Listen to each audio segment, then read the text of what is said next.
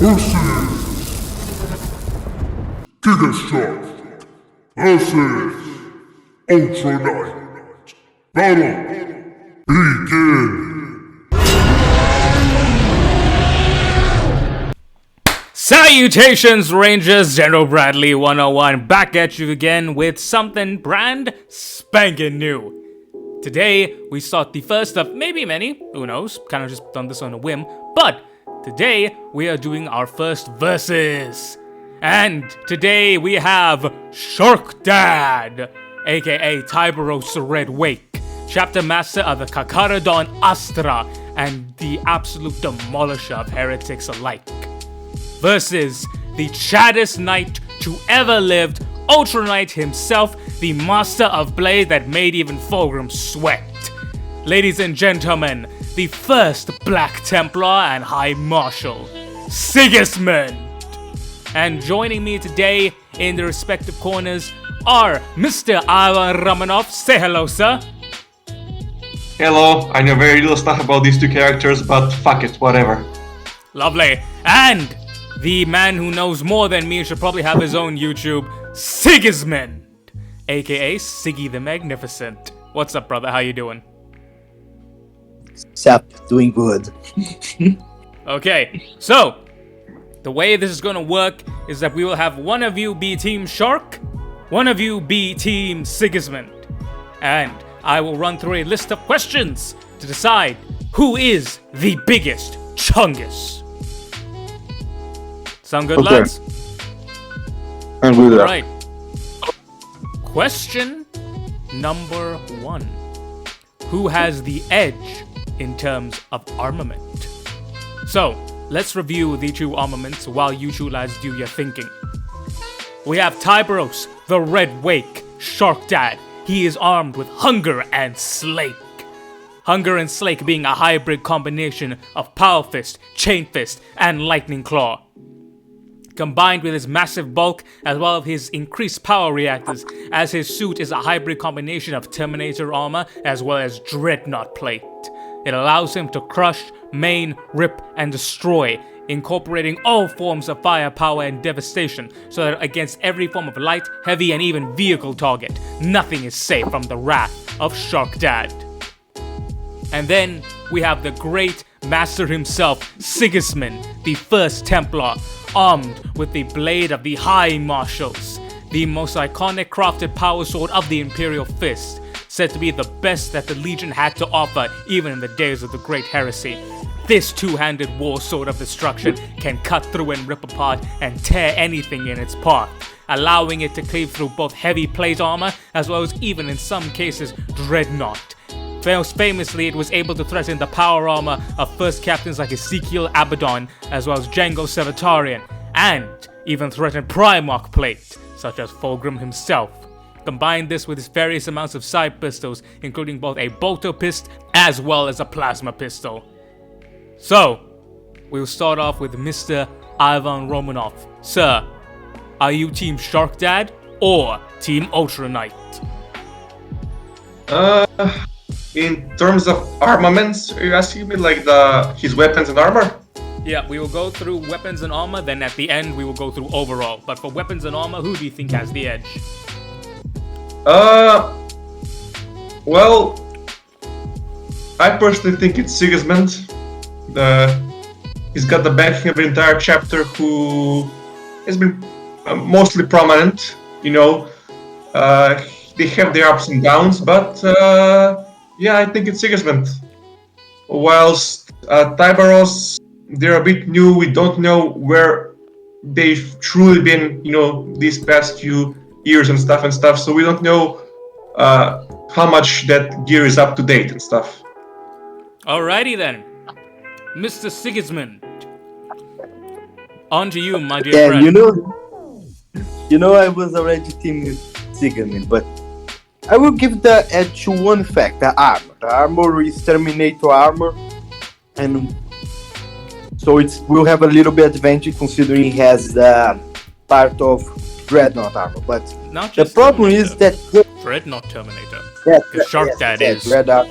Chungus. Yes, but that's not enough. Like his power claws are just normal power claws. The problem with his Sigismund weapon is that they are actually made from Primarchs, or given by him Primarchs, so they are actually special. Doesn't matter how superior his armor is to Sigismund. His weapons would be destroyed by Sigismund's weapon in the charge.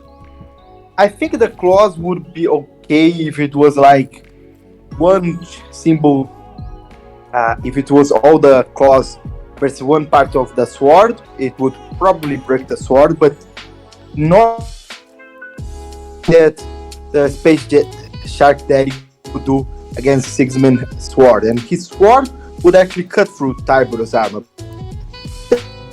Terminate strong, but Terminate to Chaos armor is even superior. It said in the lore that it can regenerate and even distort reality. Tyberos would have an okay armor. It's nothing that Sigismund hasn't cut down. Like, he cut down Fulgrim. Fulgrim has the powers of the warp. He could literally, in some of his stories, twist weapons to avoid hitting him. Like, if you can cut down power armor that is designed to twist reality itself, normal power armor would not be enough. Doesn't matter if it's Terminator armor / Dreadnought armor. So, in weaponry, I would give the slide to Sigismund. Simply because there's nothing Tyberos could do against a weapon like those. Now, both of you chaps seem to agree, but there is one thing that we need to talk about, and Ivan brought it up. The Space Sharks, we don't really know much about them, but I and many believe that they are in fact descendants of the Raven Guard Exile 34th Company. So, yes, there is a theory that the plate armor, which is a hybrid combination of Dreadnought and Terminator armor, most people don't forget that, is actually Artificer armor, handcrafted from the Raven Guard. But more importantly, it's said that his power claws are said to be the actual power claws of Corvus Corax himself, modified for Shock Dad's use. So, if that's the case, how would that Sigismund fare if both weapons were on the same caliber? Wait. Wasn't it speculated that they were actually Conrad Curse's power claws? Well, or am I mistaken? No. The thing is though, with the Kokera Nashra, look, they're descendants of the Raven Guard. You look at the lore and everything, but I don't fucking I don't I agree with that, but hey, they could have found them, the claws of Conrad Curse, who knows? Well, we know that's not Conrad's claws, because Conrad's claws were with his other stuff when Talos Corian killed the assassin that yoinked all of Curse's armor and his weapons and his power. So we know that. But the claws of Mr. I Am a Bird, Lamau, Corvus Corax are still missing, because the ones that Shrike has are not, in fact, Corvus's. So, where did they go? What happened? And well, there's two theories. Oh, sorry.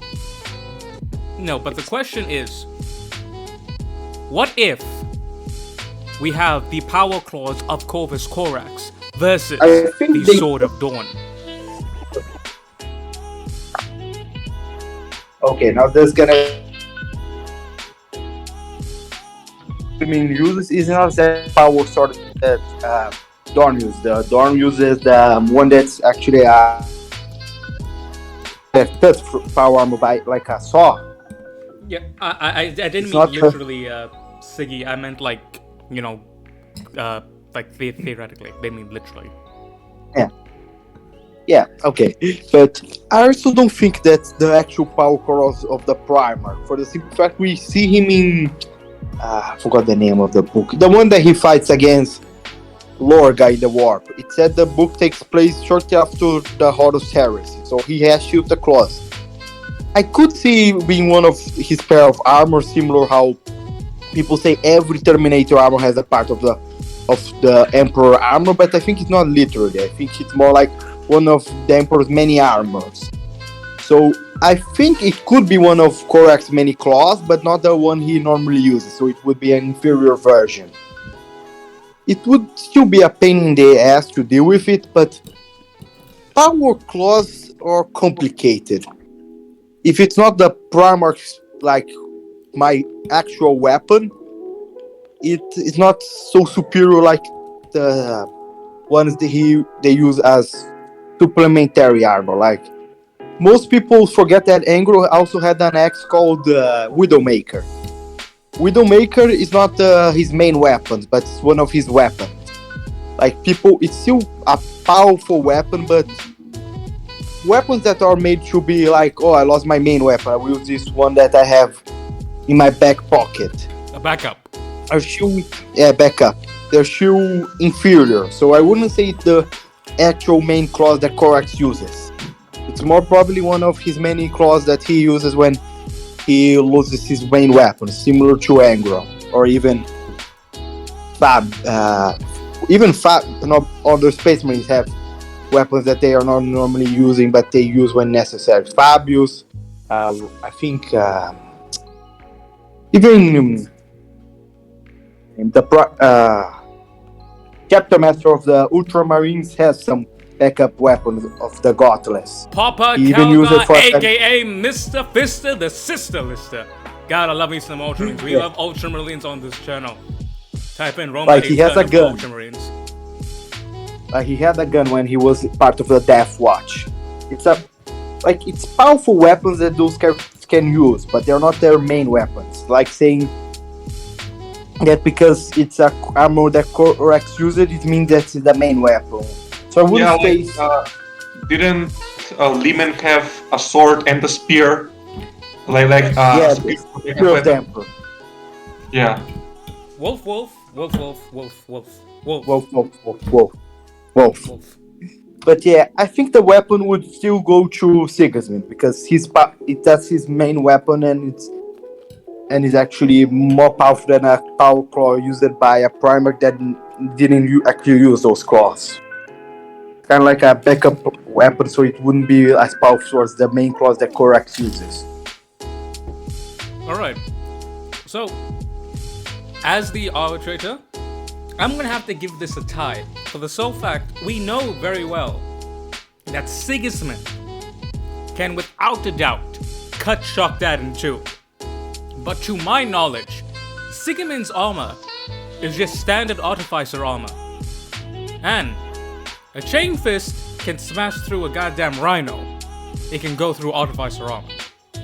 So, in terms of that, I think we can, safe to say, we can give them the even score. But, on to the next one. We talked about arms, but what about armor? And here, I think we have to give Shockdad the win. You're choosing the ones that Shockdad will win, so that's not fair. We got to arms and armor. Like Shockdad, he's chunky.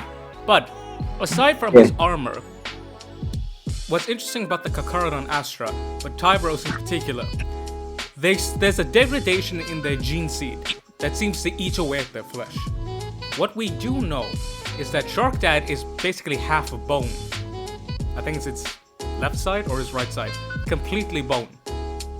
And it's known that some of the veteran Capitan Astra Marines are said to be far more tankier than they should be, surviving wounds that even penetrated their armor but left them alright.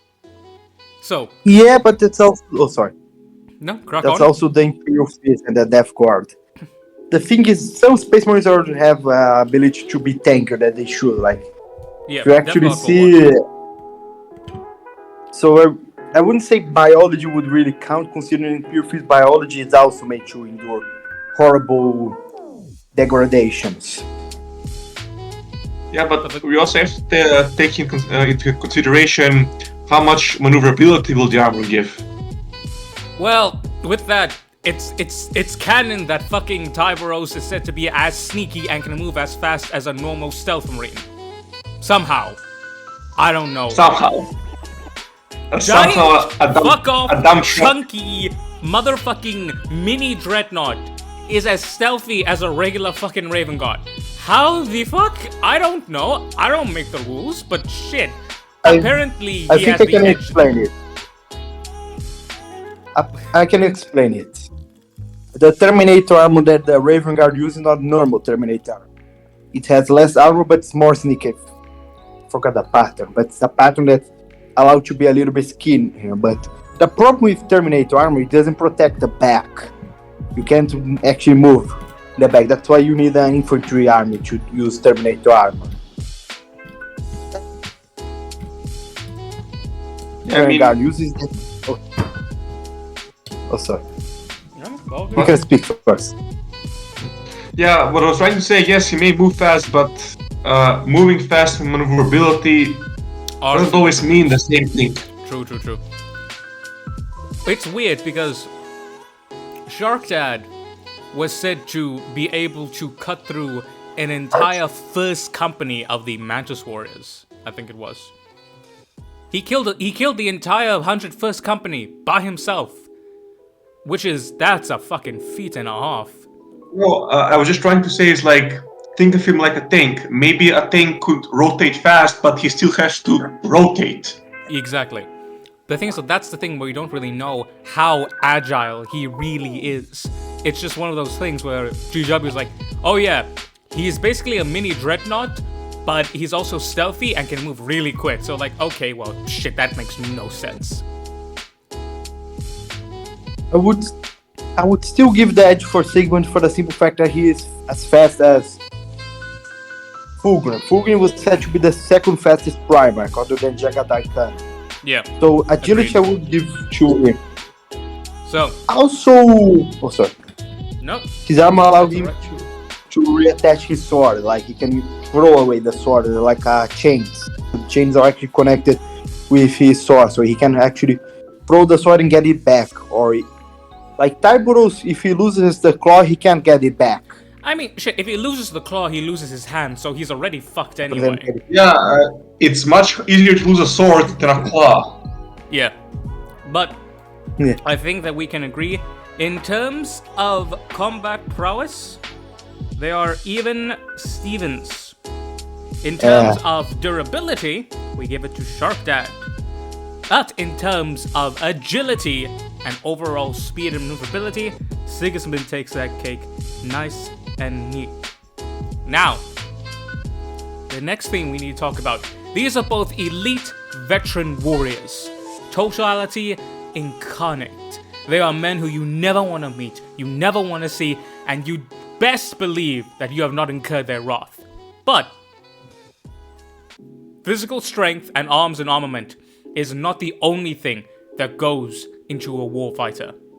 Tactics, analogy, analysis, battlefield preparation. That is what goes into it. So, to the two of you I ask, who has the bigger brain? Shark Dad or Ultra Knight? I would reason he fought much more battles than the Space Shark that he did, because he was in the Great Crusade, the Horus Heresy, and in the beginning of 40k, so he has that advantage in terms of experience. I think he's 10. I will also have to 1,000 say, I agree with that. I think Sigismund has fought far more bigger, powerful, smarter foes than Tyberos. But we also have to take into consideration, is Tyberos gonna try and do some dishonorable shit in the duel, like, because Sigismund, I think, was defeated by, Sevatar. fuck, The first captain of yeah, fuck, I'm a Night Lord fan, I can't remember the name, man, what the fuck. We also have to take Jago that Sevatar. Jago Savatar, yes. So we also have to take that into consideration. Will Tyberos throw some dirty punches?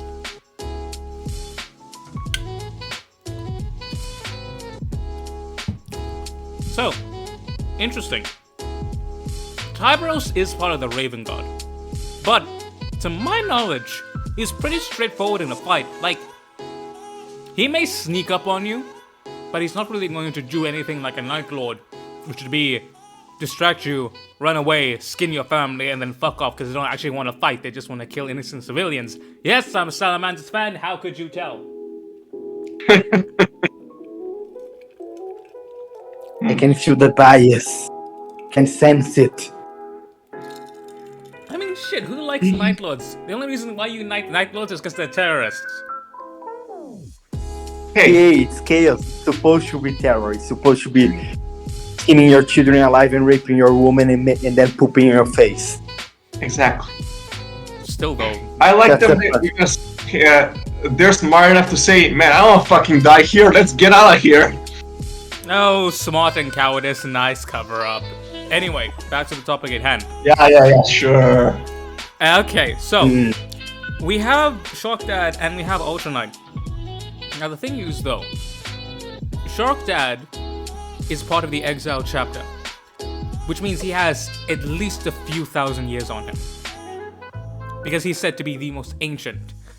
But while he technically may have more years, Sigismund was during the Great Crusade and the Horus Heresy, which is significantly more of a quantity of caliber rather than just overall size.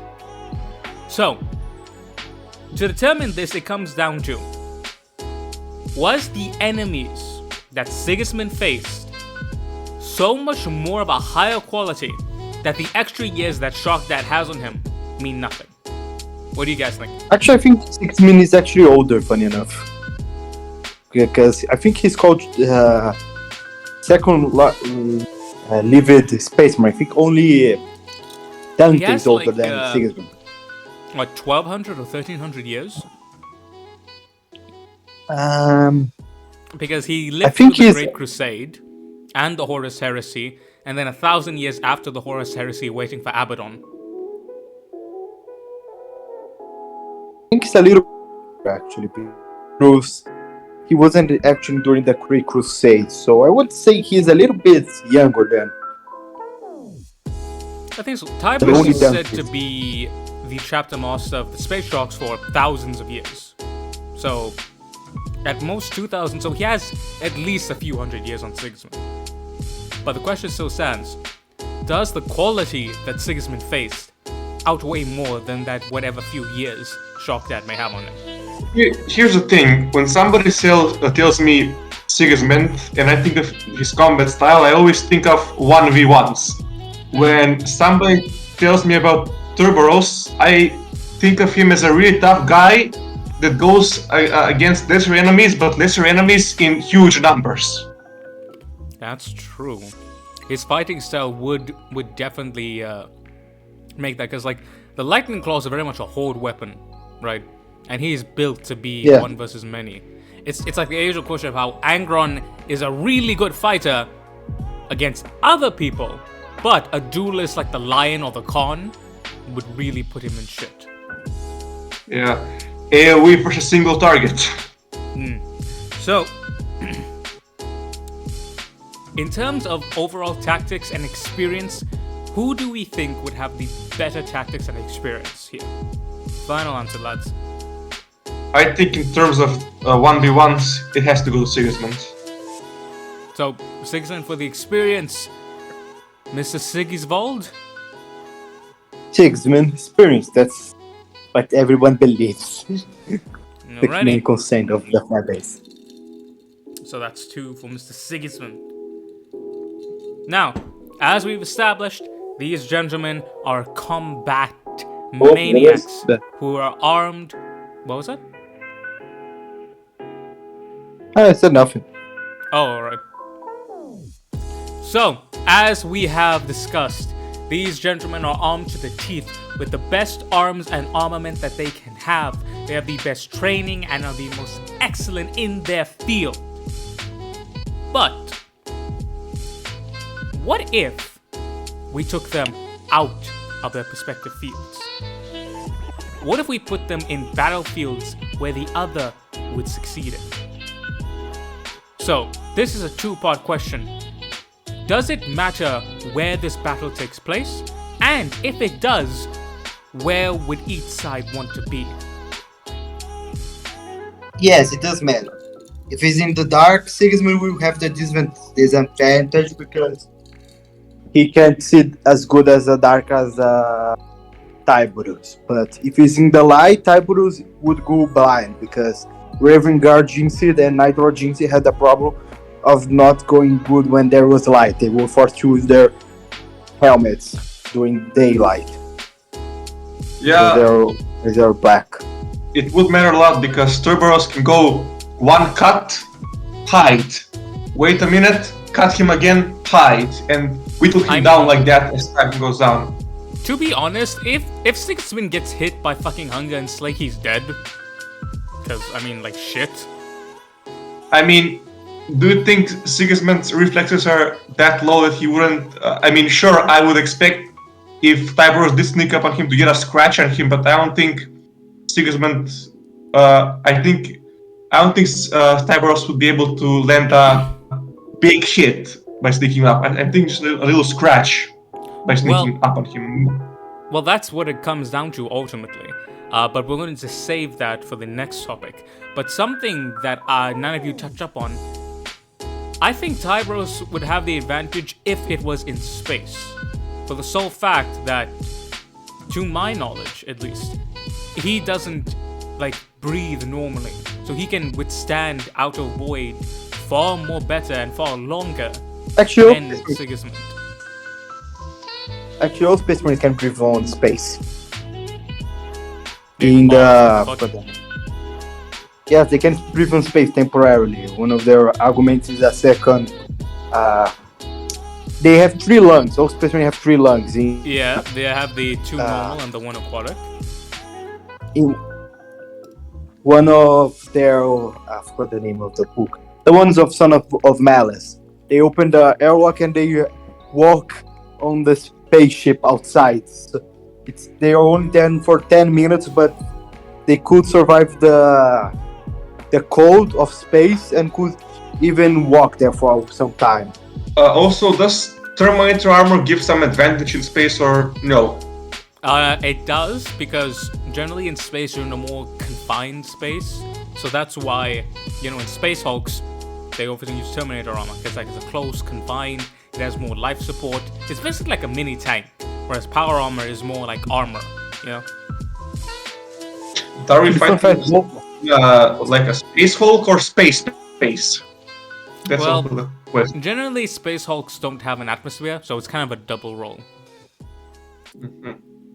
I actually also remember Space Marine armor allows to breathe the space because the problem during you remember what the name? The first Space Marines, those that were not Space Marines. Thunder Warrior. No, the Thunder Wars. Yeah, Thunder. I thought you said. I was like, bro, what do you mean? It's like, I know my shit, cut. What do you mean? I thought you said Iron Wars, but yeah, you said Thunder Wars. Good. The Thunder Wars armor didn't allow you to breathe in space. Power armor allows to breathe in space. Yeah, because it has that. Because those little jetpack is actually a rebreather. Yeah.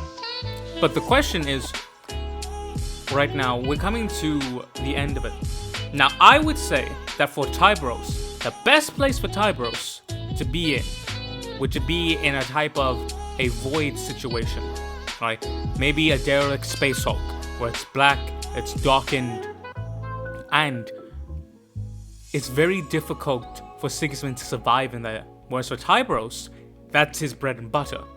On the flip side, for Sigismund, the most ideal place would be on a sunny field right there in the dueling ring. Agreed? Yeah, in the duel ring. Great.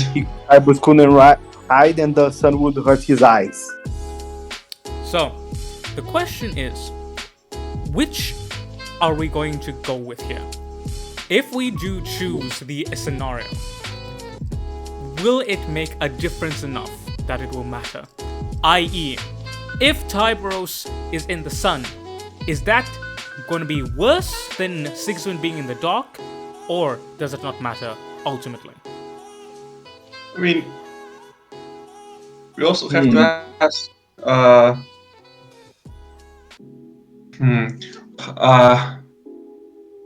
if theoretically, let's say, Sigismund wants to bait him in that open field, will Tyberos come? If Tyberos wants to bait Sigismund in that Space Hulk, will Sigismund come? That's also the question. Will they fall for a trap like that? I don't think so. Tyberos, definitely not. He's a Raven God. That's their whole shit. Alright? Sigismund, though, he has been known to have a bit of a temper. Right? That's one of the main reasons why Dorn didn't like him too much. He's like, you are too emotional. I am Rogel Dorn. The lemon is a mighty fruit. Yes. God love TTS. F in chat for TTS, the best 40k thing ever. But I feel that Sigismund might be, I don't know how you guys feel, but I think that Sigismund could be lured in if he was having an off day. What do you think, Sigvold? The problem is, if Sigismund is angry, that would ironically be also bad for Tyberos, because Sigismund's anger is also his great advantage, but also advantage. He will lose his calm and charge blindfold in his enemy, but he's very strong when he's angry. Like, he could be described as ripping apart Terminator armor with his bare hands when he was beyond the normal human capacity of rage. Because most people don't know, but Rogel Dorn actually has a temporal problem too. But because of that, that actually made him a even deadlier opponent. Not a good strategist, but if he lost his mind, it could rip apart Alpharius in half. He literally rips Alpharius in half because how angry he was. I am Alpharius. This is a lie. Fucking hate the Alpha Legion so much. I hate trying to do lore. Depends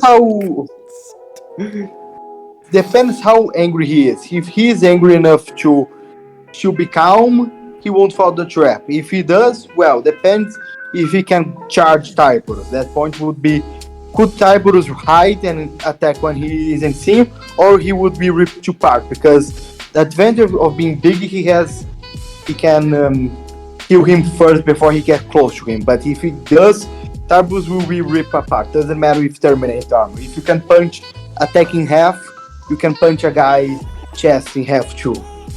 Yeah, agreed. So, that brings me to my final point. So, we have discussed their arms and armaments. We have discussed how long they've been playing this game of death. We've discussed where would they want to fight. Now, we're going to talk about how would they fight. And from what I've gleaned from this, basically, the only way that Tyberos ends up winning this match is for the sole fact that if he can lure Sigismund into his ideal terrain, he can just play hit and run. Because while Tyberos can tank a few hits from Sigismund's longsword, like the sword of the High Marshal, Sigismund cannot tank a hit from Hunger and Slake. If Tyberos gets a good solid chest shot with him, he's done. Because remember, that is what killed Sigismund in canon. Good old Izakai shoving his fist all the way inside him. Pause. That is what killed him. So, what we need to discuss here, and what we need to come to an agreement, is how many times does Sigismund fall and get lured into the classic ambush of the Raven God and have big old Shock Dad chomp the ever-living shit out of him? Depends on how much he provokes him. But that's also a dangerous game. If he provokes him too much and can't run away, Sigismund will one-punch him. Yeah. But let's consider this. Shark Dad is a Raven God, right? Raven Gods are masters of ambush and stealth. And Shark Dad has himself been seen to be incredibly calm, relaxed, and a very nice guy.